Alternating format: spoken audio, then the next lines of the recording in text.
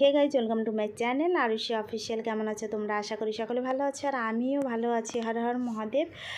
এখন তো শ্রাবণ চলছে, আজ কিন্তু শ্রাবণের তৃতীয় সোমবার, আর এটা কিন্তু আমার এক সপ্তাহ আগের ব্লগ। আমি কিন্তু কাজের তালে আমি কিন্তু এটা পারিনি এডিটিং করতে, না ভয়েস দিতে পারছিলাম, তো এক সপ্তাহ লেটেই কিন্তু দিলাম ব্লগটা এন্ড তক দেখো। যদি ভালো লাগে তাহলে তোমরা লাইক করো, শেয়ার করো, কমেন্ট করো।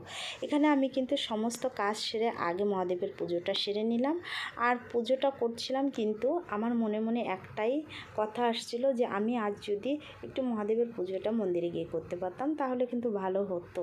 হ্যাঁ, আমি একা মন্দিরে যেতেই পারি, কিন্তু আমার যে ছোট বাবুটা আছে তাকে ছেড়ে তো যাওয়া আমার সম্ভব নয়, কারণ মন্দিরটা আমার ঘর থেকে একটু দূর আছে। ওখানে যাওয়াটা সময়ের দরকার, তো সময়টা এত আমি অ্যাডজাস্ট করতে পারছি না। তাই দেখলাম আজ ভগবানকে ডেকে মন থেকে, আর সত্যি মনের আশাটা পূর্ণ হলো। বরমশাই হঠাৎই ঘরে চলে আসলো, আমি তো দেখে ভীষণ খুশি, কারণ আমি মন্দিরে যাব। রেডি হয়ে গেলাম, আমি দেখতে পাচ্ছি একদম সবুজে সবুজ আমি আজ গিয়ে। আর এখানে গিয়ে আমি পুজোটাও সেরে নিলাম মন্দিরে গিয়ে।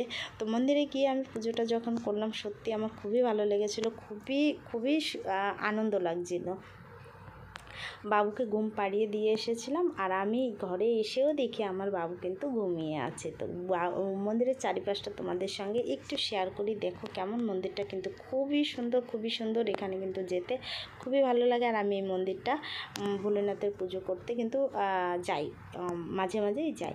তো এটাই ছিল কিন্তু আমার নতুন ব্লগ। যদি তোমাদের ভালো লাগে তাহলে তোমরা লাইক করো, শেয়ার করো, কমেন্ট করো।